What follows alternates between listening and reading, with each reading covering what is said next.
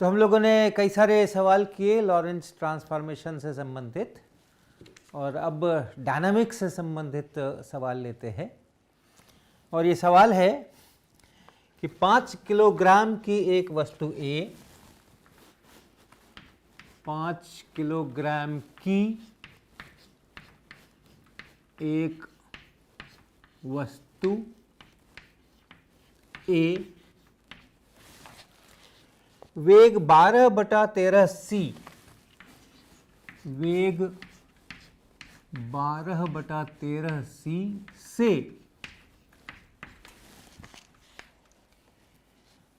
2 kg की एक स्थिर वस्तु B से जा टकराती है। 2 किलोग्राम की एक स्थिर वस्तु से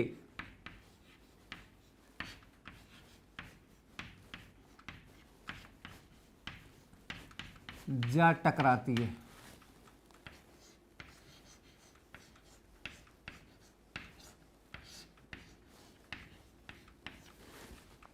ये सभी जो यहाँ डेटा दिए गए हैं वो सब केवल सिद्धांत को समझने के लिए हैं। हम 5 किलोग्राम की वस्तु को इतनी वेलोसिटी से ले जाना एक बहुत ही कठिन काम है।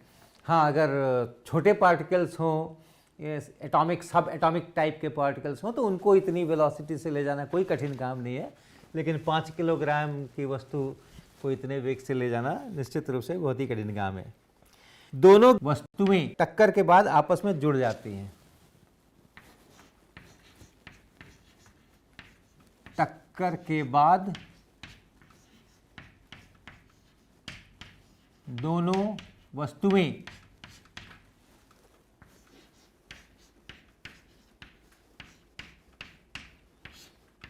आपस में जुड़ जाती है।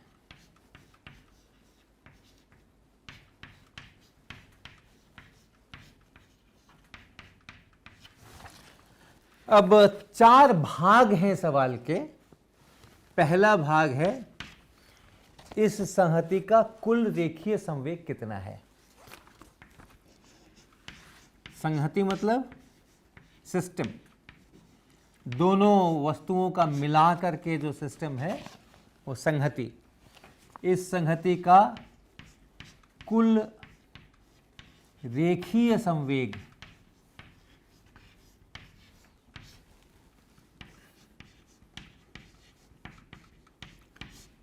कितना है,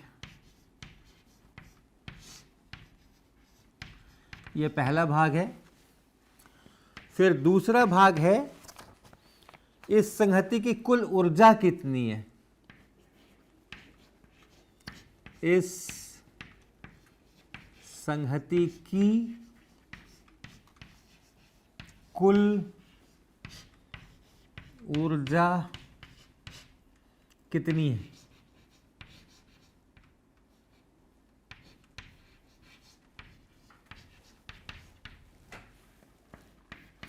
तीसरा भाग है टक्कर के बाद जुड़ी वस्तु का विराम द्रव्यमान कितना है।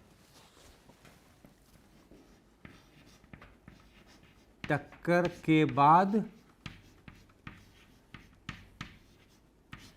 जुड़ी वस्तु का विराम द्रव्यमान, रेस्ट मास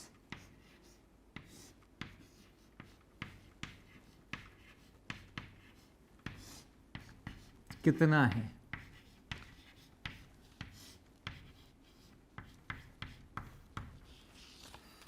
और चौथा है, बल्कि इसको आप चौथा ले लें, चलिए इसको हम बाद में बनाएंगे, इसको पहले बनाएंगे। सी, टक्कर के बाद वस्तु का वेग कितना है।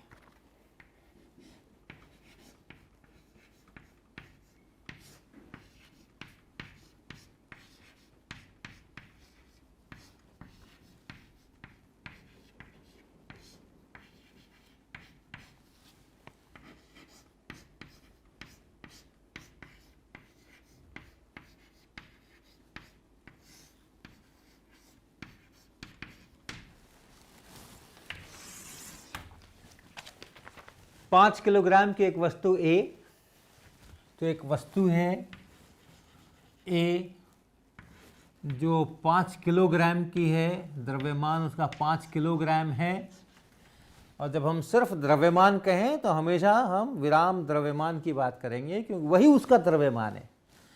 जो आपेक्षिक द्रव्यमान जिसको कहते हैं, रिलेटिविस्टिक मास, वो हमारे द्वारा कंस्ट्रक्ट की हुई एक मैथमेटिकल क्वांटिटी है, लेकिन द्रव्यमान विराम द्रव्यमान है।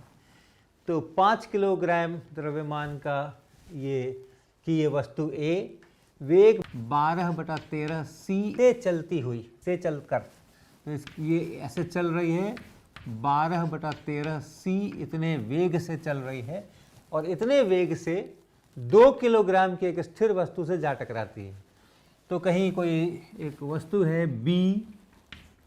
B नाम दे दें, यहाँ पे B दे दें, से टकराती है। तो ये जाकर के इसमें टक्कर करती है, और टक्कर करने के बाद क्या होता है, टक्कर करने के बाद ये दोनों आपस में जुड़ जाती हैं। टक्कर के बाद दोनों वस्तुएं आपस में जुड़ जाती हैं। तो अब ये एक वस्तु बन गई, ये जुड़ करके ये एक वस्तु बन गई। ये टक्कर के पहले की स्थिति है और ये टक्कर के बाद की स्थिति है।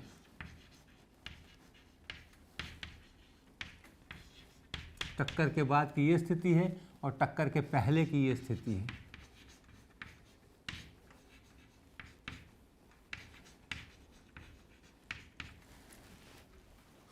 तो देखिए क्या क्या प्रश्न है। इस संहति का कुल रेखीय संवेग कितना है? बराबर रहना है, टक्कर के पहले और टक्कर के बाद में एक ही रहना है, इसलिए कहने की जरूरत नहीं है कि टक्कर के पहले या टक्कर के बाद। इस संहति का कुल रेखीय संवेग कितना है?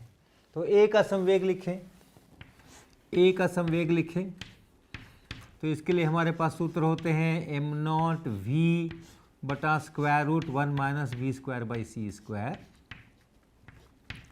ये m0 यहाँ 5 kg है, तो ये 5 kg है, और इस 5 kg के बाद ये v है जो 12/13 c है, तो ये 12/13 c है, ये square root 1 minus v by C का होल स्क्वायर, ये v है, बाई सी करेंगे तो 12/13, 12/13 का होल स्क्वायर। तो इसकी गणना कर लें, 5 और गुना 12/13 kg और c, ध्यान रखिए ये c जो है वो 3 × 10⁸ मीटर पर सेकेंड है, और वैसा का वैसा हम यहाँ पर लिख रहे हैं। तो अगर हम इसको मीटर पर सेकेंड में बदलेंगे तो वो जो 3 × 10⁸ है वो यहाँ गुना होगा, बटा इसको हल कर लें। ये 5, 12, 13 का ट्रायंगल पता होगा आपको, 5, 12, 13 का ट्रायंगल। अगर कोई समकोण त्रिभुज बनाए, ये भुजा 5 हो, ये भुजा 12 हो, तो ये 13 होती है, और इसलिए इसको करेंगे तो बड़ा अच्छा सा हल निकलेगा। ये 5/13 निकलेगा, ये तो 5/13। तो इस 5/13 से ये 5/13 कटेगा, और ये 12 kg × c, ये इतना बनेगा PA, अर्थात 12 kg × 3 × 10⁸ मीटर पर सेकेंड, अर्थात 36 इंटू इतना, अर्थात 3.6 × 10⁹ और kg मीटर पर सेकेंड। ये इसका कुल रेखीय संवेग होगा, क्योंकि PB 0 है, इसलिए यही जो है ये कुल रेखीय संवेग है।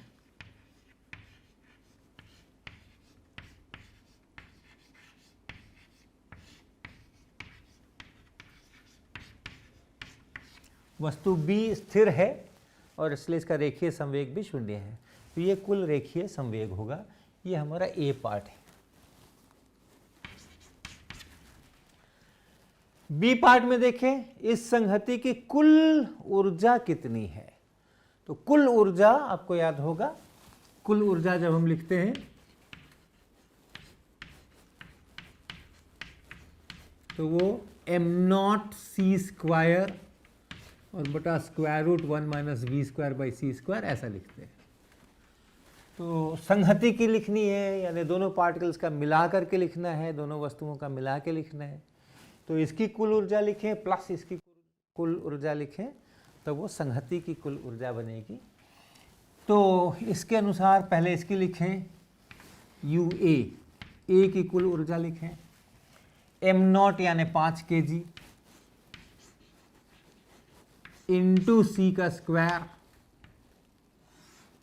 और बटा 1 minus V square by C square, ये हमने अभी निकाला ही हुआ है 5/13, तो ये है 5/13। तो अर्थात ये हो गया 13 kg सी स्क्वायर।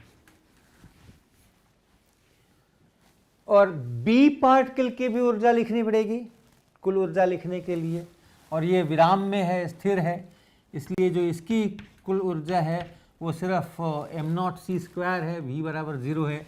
तो ये 2 kg की वस्तु है, बताया गया है यहाँ 2 kg की वस्तु है, तो ये 2 kg की वस्तु है।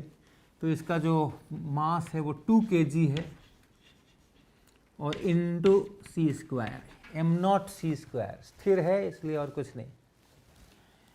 इन दोनों को जोड़ दें अगर, तो कुल ऊर्जा जो है ये 13 kg into C square plus 2 kg into C square, अर्थात 15 kg इंटू सी स्क्वायर, ये इसकी कुल ऊर्जा बनती है। जूल में लिख लीजिए 15 kg गुना 9 गुना 10⁻16, ये सी का स्क्वायर कर रहे हैं हम, तो अब ये मीटर स्क्वायर सेकंड स्क्वायर बन गया। और इसको आप हल कर लें, 15 गुना 9 135 और गुना 10⁻16 इतने जूल, या 1.35 इंटू 10⁻18 जूल। ये बी पार्ट है। और सी पार्ट को देखें, टक्कर के बाद वस्तु का वेग कितना है।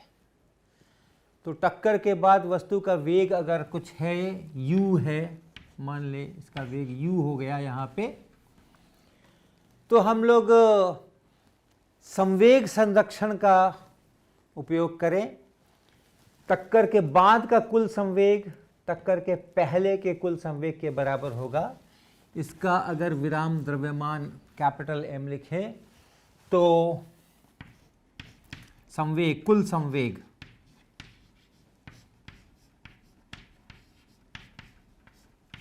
ये है कैपिटल M इंटू यू बटा square root 1 minus U square by C square.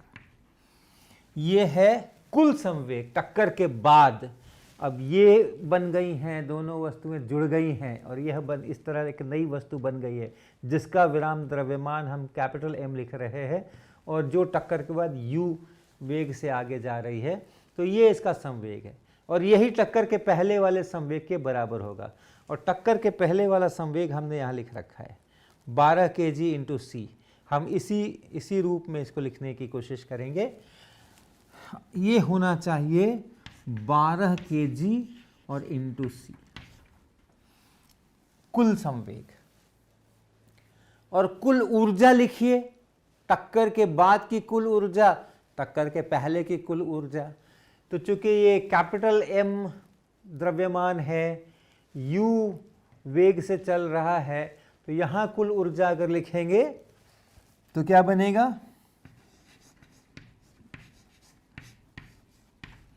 कुल ऊर्जा अगर लिखेंगे तो m इंटू सी स्क्वायर, ये इसका विराम द्रव्यमान है याद रखिएगा, बटा square root 1 minus U square by C square. ये कुल ऊर्जा का सूत्र है जिसके अनुसार ये है। और कुल ऊर्जा है कितनी, टक्कर के पहले कितनी थी कुल ऊर्जा, तो वो हमने यहाँ निकाल के रखा है। देखिए 15 kg इंटू सी स्क्वायर, तो ये है 15 kg इंटू सी स्क्वायर। अब आप इस समीकरण में इस समीकरण से भाग लगा दीजिए, इसको इससे भाग लगा दीजिए, इसको इससे भाग लगा दीजिए, बीच में बराबर लिख दीजिए। तो क्या होगा, अगर आप इसको इससे भाग लगाएंगे तो क्या होगा, ये नीचे वाला इस नीचे वाले से कट जाएगा, ये कैपिटल एम इस कैपिटल एम से कट जाएगा, क्या बचेगा, u बटा सी स्क्वायर।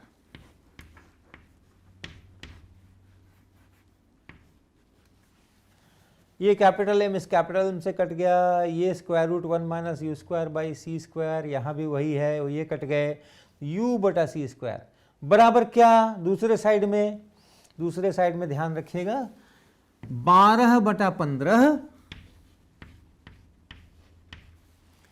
kg से kg कट गया, एक 1/c बच गया, एक 1/c बच गया, ऐसा। तो हमने यहां भाग लगा दिया, यहां भाग लगा दिया, 12 बटा 15।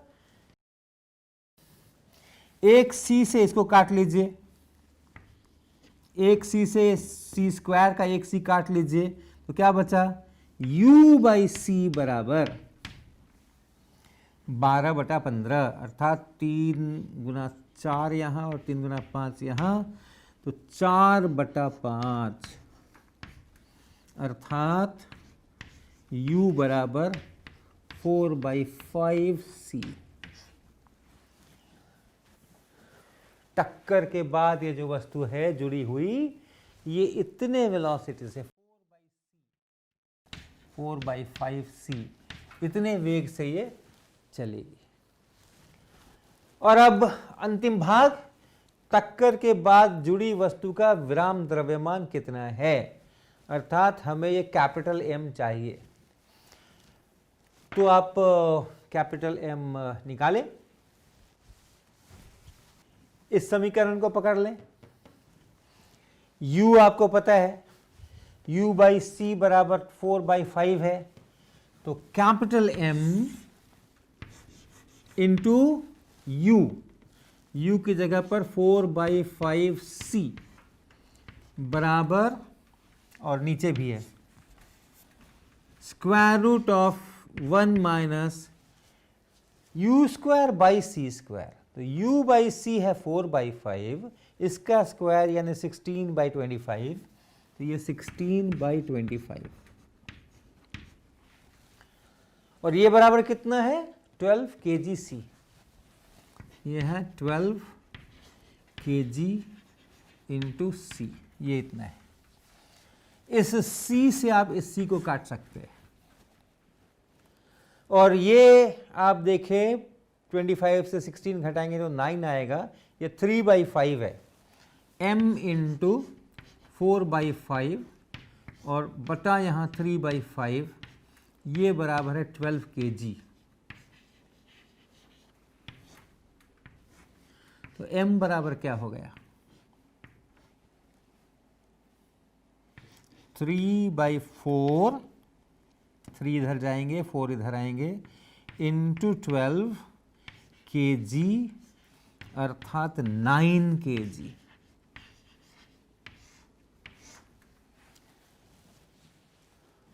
पाँच किलोग्राम की वस्तु 2 किलोग्राम की वस्तु से टकराती है और दोनों आपस में जुड़ जाते हैं, और जो जुड़ गया है वो कितने किलोग्राम की वस्तु बनी है, वो 9 किलोग्राम की वस्तु बनी है। विराम द्रव्यमान है ये 9 kg।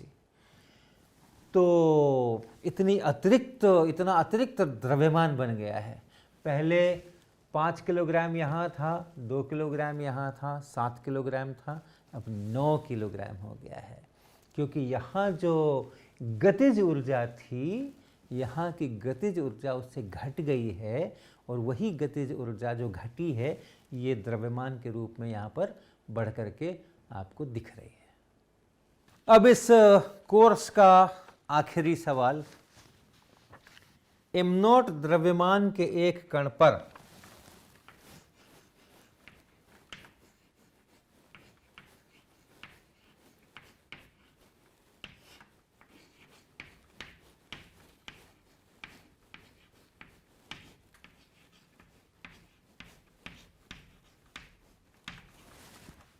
एक नियत बल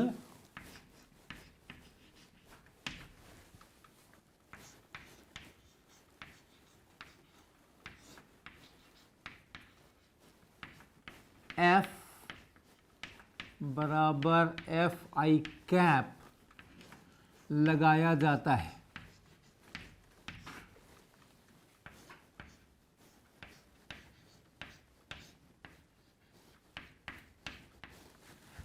ये आई कैप का अर्थ है, ये आई है और कैप यानी ये टोपी जैसा जो है, इसका अर्थ है एक्स दिशा में यूनिट वेक्टर। तो ये जो फोर्स है उसका मैग्नीट्यूड एफ है और किधर लग रहा है, एक्स दिशा में लग रहा है। यदि समय t बराबर 0 पर, यदि समय t बराबर 0 पर कण मूल बिंदु पर हो,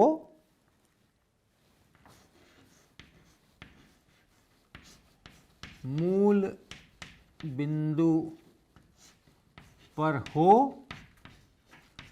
और उसका वेग शून्य हो,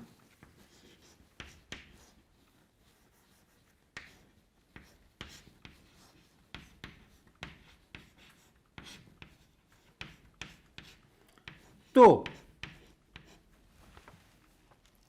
t समय पर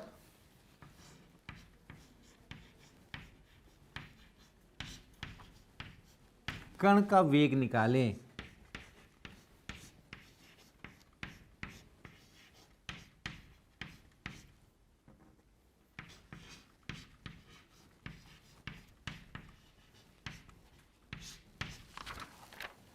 m0 द्रव्यमान के एक कण पर एक नियत बल F बराबर एफ आई कैप लगाया जाता है। यदि समय t बराबर 0 पर कण मूल बिंदु पर हो और उसका वेग शून्य हो तो t समय पर कण का वेग निकालें। तो ये प्रश्न है। अगर न्यूटन का नियम लगाना होता तो बहुत आसान मामला था। एक्सेलरेशन बराबर f बटा m0, f बराबर ma, और एक्सेलरेशन जैसे ही पता चला हम तुरंत v बराबर u प्लस at का इस्तेमाल कर डालते। लेकिन यहाँ पर f बराबर ma का इस्तेमाल नहीं करके f बराबर dp dt का इस्तेमाल करेंगे। f बराबर dp dt। सारी गति x डायरेक्शन में होनी है क्योंकि t बराबर 0 पर उसका वेग शून्य है और वो मूल बिंदु पर है। तो इसलिए जिधर बल लगेगा उधर ही की तरफ इसकी गति शुरू होगी और फिर जिधर गति है उधर ही बल लग रहा है तो केवल उसकी स्पीड बढ़ेगी, वो एक्स डायरेक्शन में ही हमेशा चलता रहेगा। इसलिए यहाँ अब हम वेक्टर की चिंता नहीं कर रहे, f बराबर dp dt हर कुछ x डायरेक्शन में। और इसलिए यहाँ से आप लिख सकते हैं dp बराबर f dt, और इसको आप इंटीग्रेट कर सकते हैं।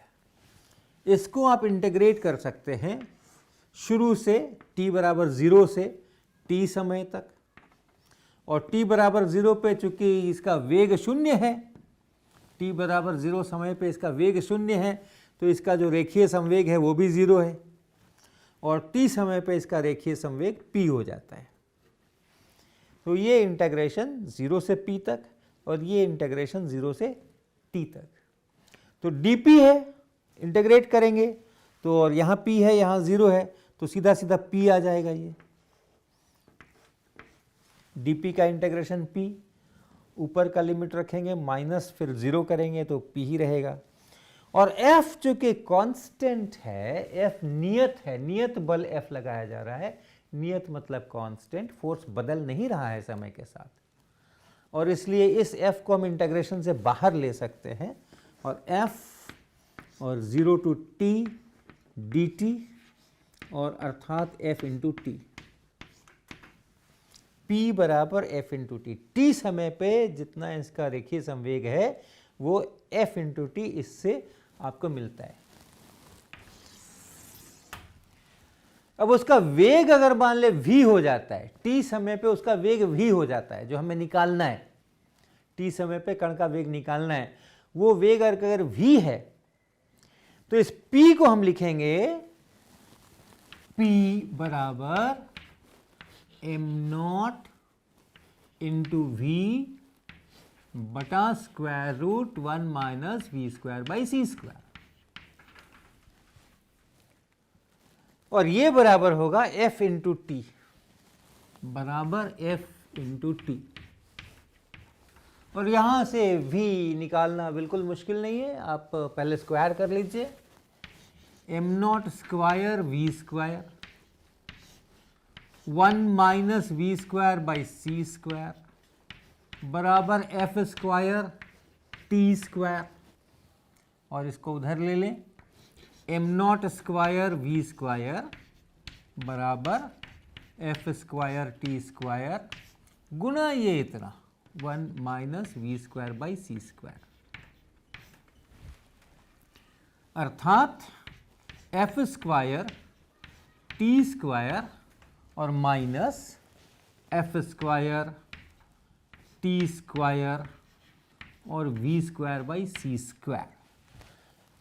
F square T square into 1 और minus F square T square into V square by C square, और इस वी स्क्वायर वाले टर्म को उठा करके यहाँ वी स्क्वायर वाले टर्म के साथ मिला दीजिए, तो बन गया M not square V square plus F square T square V square by C square बराबर एफ स्क्वायर टी स्क्वायर।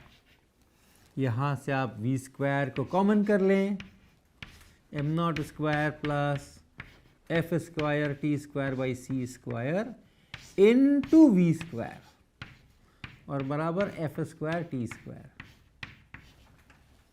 तो अब हम बिल्कुल v निकालने की स्थिति में आ गए हैं। वी स्क्वायर बराबर एफ स्क्वायर टी स्क्वायर बटा एम नॉट का square plus F square T square by C square, और इसलिए v जो हमें निकालना था बराबर f इंटू टी और बटा square root M not square plus F square T square और बटा सी स्क्वायर। ये इतना वेग होगा टी समय पे। अब इस उत्तर तो मिल गया। अब यहाँ से हम थोड़ी चर्चा और कर सकते हैं आगे कि अगर शुरुआत में, क्योंकि शून्य वेग से शुरू हुई है कहानी और हमने एक एफ बल लगाया है, तो शुरुआत में तो वेग कम ही होगा, फिर धीरे धीरे बढ़ेगा। तो छोटे समय के लिए t का मान जब कम है, उस समय के लिए अगर हम विचार करें, जब t का मान कम है, इसकी तुलना में, इस एम नॉट स्क्वायर की तुलना में इसका मान कम है जिस समय, तो आप इसको यहाँ से नेग्लेक्ट कर सकते हैं। और वैसी हालत में फॉर स्मॉल t या छोटे समय के लिए, छोटे t के लिए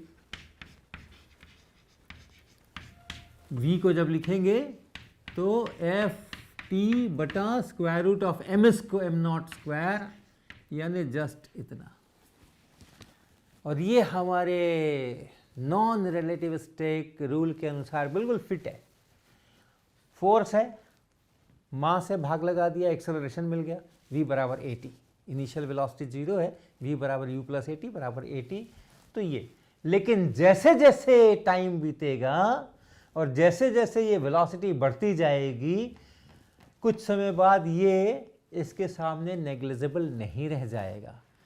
तब फिर ये न्यूटन वाले सूत्र से जो प्राप्त किया है, इससे काम नहीं चलेगा, हमें इस सूत्र पे जाना ही पड़ेगा।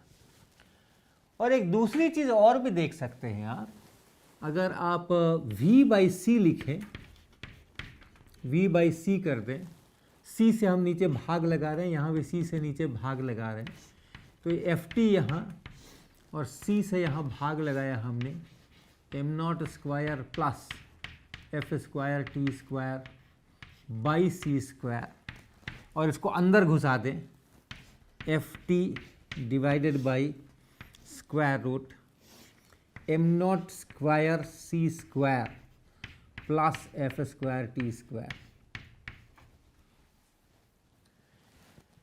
तो आप देखिए, आप कितना भी बड़ा टी लिख लीजिए, ये जो डिनोमिनेटर है ये न्यूमरेटर से बड़ा ही रहेगा, क्योंकि एफ स्क्वायर टी स्क्वायर का अगर वर्गमूल निकालते तो एफ टी बनता, उससे अधिक बड़ी संख्या का वर्गमूल निकाल रहे हैं तो ये एफ टी से बड़ा ही होगा, और ऊपर में एफ टी है तो हर बड़ा होगा अंश से, तो ये भिन्न एक से छोटा ही होगा, चाहे जितना भी बड़ा टी कर लीजिए। तो सभी समय के लिए, सभी टी के सभी वैल्यू के लिए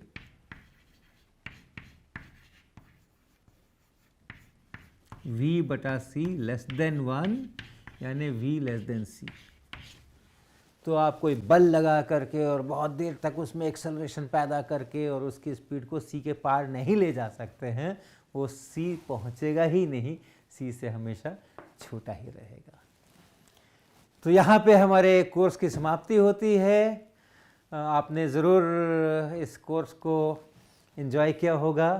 रिलेटिविटी सब्जेक्ट ही ऐसा है एंजॉय करने वाला, बहुत प्यारा सब्जेक्ट है। बहुत बहुत धन्यवाद।